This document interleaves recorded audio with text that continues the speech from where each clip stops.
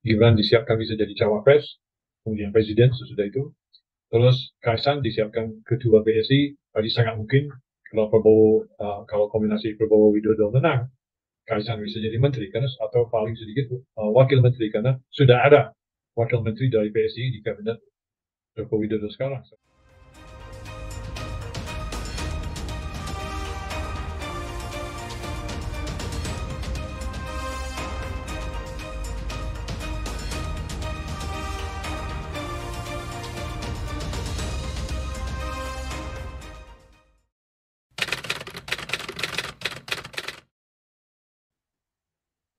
Bisa jadi mengubah peta politik, bisa jadi, tapi masih sulit dibaca karena menurut saya pemilu 2024 ini ditandai satu fenomena dalam tanda kutip baru yang kita belum tahu juga akan begitu perkembangan dan respons yang bagaimana. Saya bilang baru dalam tanda kutip karena sebenarnya ya bukan baru, tapi fenomena yang sudah berkembang lama, tapi sampai tingkat puncaknya. Nah, karena sudah sampai tingkat puncaknya, memang memberi atau berpotensi memberi berpotensi memicu dinamika baru. Yang saya anggap sudah sampai puncaknya itu sebenarnya harus cerita sedikit, bukan panjang tapi sedikit panjang lebar. Kalau saya melihatnya sejak ada Presiden Habibie, terus Presiden Abdurrahman Wahid. Dengan dijatuhkan Presiden Abdurrahman Wahid, yang terjadi sesudah itu konsolidasi daripada semua fraksi-fraksi warisan Orde Baru dari zaman Megawati sampai sekarang. Partai-partai yang berevolusi, ingat dulu kan Golkar, kemudian Surya Paloh bikin Nasdem, Prabowo bikin Gerindra, Yudhoyono bilang Demokrat, bikin Demokrat, ada evolusi-evolusinya. Tapi yang hakikatnya adalah bahwa fraksi-fraksi yang dilahirkan oleh selama 30 tahun Orde Baru itu berkonsolidasi. Sudah Wahid Abdurrahman Gusdur jatuh, mereka konsolidasi melalui berbagai partainya. Nah, sejak itu 2002 sampai 2023 ini 20 tahun dengan fraksi-fraksi Orde Baru sudah berkonsolidasi posisinya, berkembang sebuah kehidupan politik di Indonesia yang menurut saya agak unik di dunia, yaitu ada berbagai partai yang seolah-olah bersaing, berkompetisi. Tapi perspektifnya tentang masa depan Indonesia semua sama. Perspektif tentang ekonomi, pembangunan ekonomi sama, pembangunan sosial sama, pembangunan politik sama. Bersaing, berkompetisi, tapi perspektifnya sama. Ini paling kelihatan selama 10 tahun Joko Widodo, di mana ada 9 partai di DPR. Tapi 9 partai di DPR selalu voting yang sama. Saya kira hanya di Indonesia, di seluruh dunia, ada parlemen dengan 9 partai yang votingnya selalu sama. Ya pernah PKS 1-2 kali walk out atau voting berbeda, tapi kemudian di lain undang-undang mereka bisa sepakat kembali isu yang mereka tadinya walk out itu. Jadi ini unik dan khas. Nah, dalam situasi ini sebenarnya apa yang menjadi basis dinamika politik di antara partai-partai ini? Perspektifnya sama kok, programnya sama, nggak ada yang terus yang jadi dinamikanya terdominasi oleh apa? Dinamikanya didominasi oleh apa? Didominasi oleh rivalitas antar figur. Bahwa rivalitas antar figur, di antar klik, di antar dengan D kecil, di antar dinasti D kecil, itu tercermin sangat awal. Seperti saya sebut tadi, figur-figur yang berduit, yang punya resources, bangun partai sendiri. Yudhoyono punya partai sendiri. Prabowo punya partai sendiri. Surya Paloh punya partai sendiri. Yang jadi faktor utama, Megawati punya partai sendiri. Ini semuanya yang jadi dominan itu bukan saingan antar ideologi, bukan saingan antar program, bukan saingan di antara prioritas. Mungkin programnya sama, tapi ada prioritas yang agak berbeda-beda. Itu juga tidak. Sepenuhnya dan totally ini rivalitas antar dinasti kecil, antar figur, antar tokoh, antar orang. Nah, makanya orang bisa pindah. Saya baru sedang tulis tentang hal ini ya, baru selesai tulis paragraf tentang Anies Baswedan. Ini sangat contoh yang mencerminkan semuanya. Soalnya bisa menulis sama dengan Prabowo dan Widodo, tapi tentang Baswedan juga. Mula-mula dia majukan diri untuk jadi capresnya Demokrat. Jadi karena tahun 2014, 2013 Demokrat memutuskan untuk tidak mencapreskan siapa-siapa, nggak jadi Anies. Kemudian dia pindah menjadi juru kampanye Jokowi. Terkenal menciptakan istilah orang baik memilih orang baik. Semangat sekali dia mengkampanyekan Jokowi. Jadi Menteri Pendidikan. Entah kenapa terjadi konflik dengan Jokowi, dia tidak lagi Menteri Pendidikan, dia menjadi calon gubernur. Kali ini dinominasi oleh Gerindra dan PKS. Jadi dari Demokrat meloncat ke PDP Jokowi, dari PDP Jokowi meloncat ke Gerindra PKS, bahkan main mata dengan 212. Sekarang PKS masih, tapi saingannya PKS di bidang selera religi PKB juga ikut. Nasdem yang sekuler ikut. Ini semua politisi ini kata ideologi atau program nggak masuk itu perhitungan. Dan ini sudah berlangsung 20 tahun. Yang punya program ideologi hanya kelompok-kelompok di masyarakat sipil, tapi tidak berhasil hadir di dunia elektoral karena selalu menyerah kepada sikap uh, harus terima peta elektoral yang ada. Nah, menurut saya 20 tahun kehidupan politik yang didominasikan oleh rivalitas politisi, figur, sesudah 20 tahun sangat masuk akal bahwa muncul fenomena bukan dinasti D kecil, tapi dinasti D besar. Dengan manuver Joko Widodo, untuk melanjutkan kekuasaannya, pengaruhnya, kekuasaannya lah. Itu pertama, berdamai dengan Prabowo Subianto tahun 2019. Itu manuver utama. Rangkul, masuk.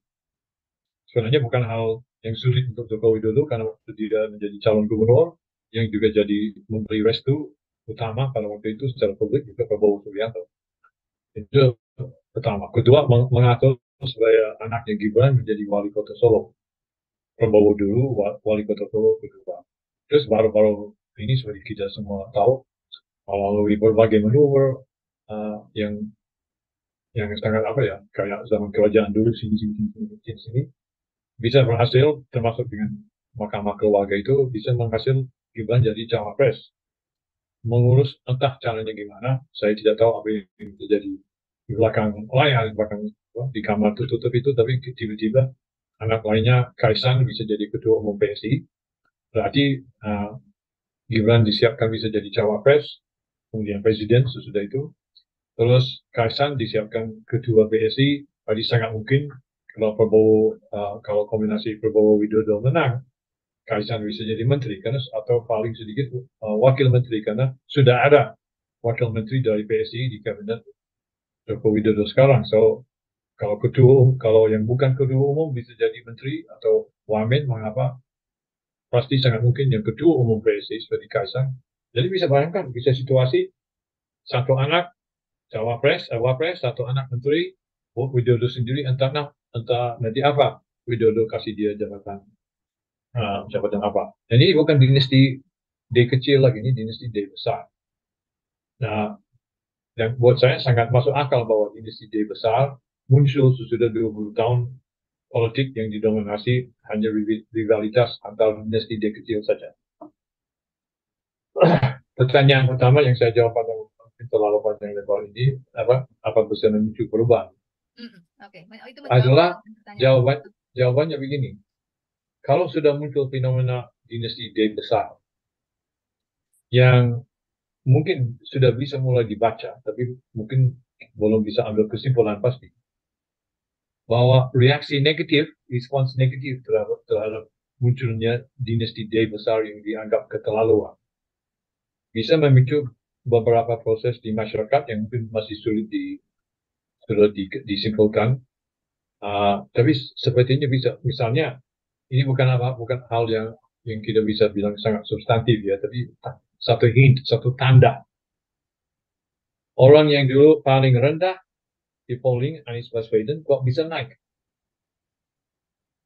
Karena memuncul pemikiran, saya baru saja di 2 minggu lalu di Jogja, di desa saya di Jogja juga orang Jokowi sudah keterlaluan. Anaknya dengan begitu saja bisa jadi cawapres. Anak saya, kata orang desa, untuk dapat pekerjaan UMR saja sudah sulit. Tapi kok dia anaknya bisa gampang saja jadi cawapres.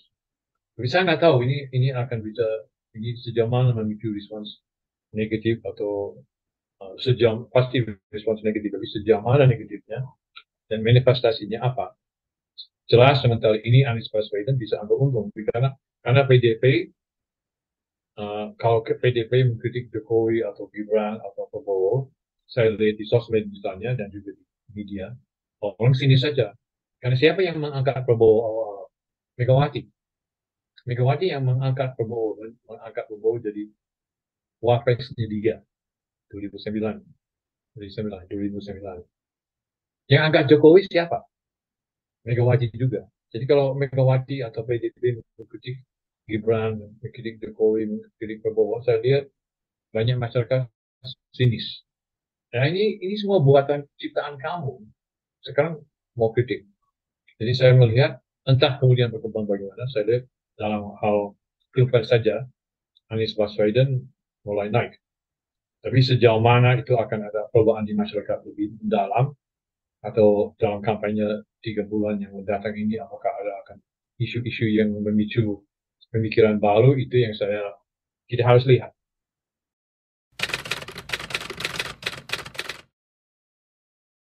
Ya kalau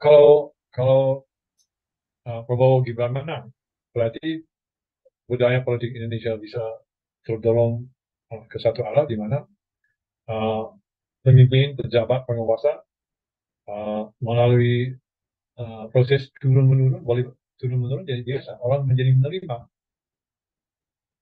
dan itu satu perubahan yang sangat buruk. Masyarakat pada umumnya menerima bahwa penguasa itu turun menurun boleh. Selain itu membiasakan bahwa berkhianat sah dalam budaya politik. Jokowi dan Gibran berkhianat terhadap PDP. Kalau buat saya itu jelas mereka berkhianat. Nah kalau itu diterima, jadi orang jadi anggota partai ini, tapi kalau sudah nggak menguntungkan tidak partai, mengaku oh saya PDP, saya pakai baju merah, angkat tangan PDP, tapi kemudian begitu saja nggak menguntungkan lagi, tidak. Mengkhianati partainya katanya begini-begini. Kalau itu diterima sebagai satu kebiasaan yang boleh-boleh saja, itu kebudayaan politik sangat turun. Itu sangat turun. Berkhianat menjadi sah. Kalau itu diterima di masyarakat untuk politik seterusnya, ya berkhianat sah, ya itu sangat sangat sangat busuk dan ditambah turun masalah hereditary kayak zaman raja dulu. Tapi kalau saya jadi Prabowo, saya akan sangat hati-hati terhadap Jokowi karena Jokowi sudah menunjukkan sikapnya terhadap PDP sanggup berkhianat. Kalau saya jadi Prabowo, saya akan sangat memantau Jokowi dan Gibran CS ini. Jadi dia juga dikhianati. Who knows? Siapa tahu. Sudah sekali dilakukan, sangat mungkin dilakukan lagi demi kepentingan diri. Itu so berkhianat menjadi sah dan so konsep bahwa penguasa bisa jabatan penguasa bisa turun menurun sah itu sangat mundur.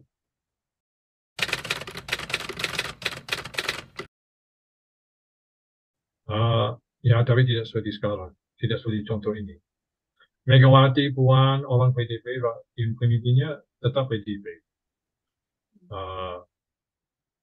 Anies memang loncat dari satu ke satu lain, tapi dia tidak pernah mengaku jadi kader atau apa salah satu partai. Ini contoh Jokowi ini menurut saya itu memang sangat ekstrim, sangat kelihatan. Karena dia dinominasi oleh PDP 3 kali. Dia nominasi sebagai calon wali kota Solo, dia dinominasi menjadi gubernur Jakarta, dan dia nominasi jadi presiden 2 kali oleh PDP, begitu saja berkhianat. Dan sampai titik-titik terakhir masih hadir di acara-acara PDP, tapi sudah jelas, sudah punya siasat untuk mendukung Prabowo. Kalau itu jadi presiden contoh, ya itu normal. Ini agak ekstrim contoh ini. Kalau terus demi angkat keturunannya, memang ini bisa kayak cerita hikayat raja mana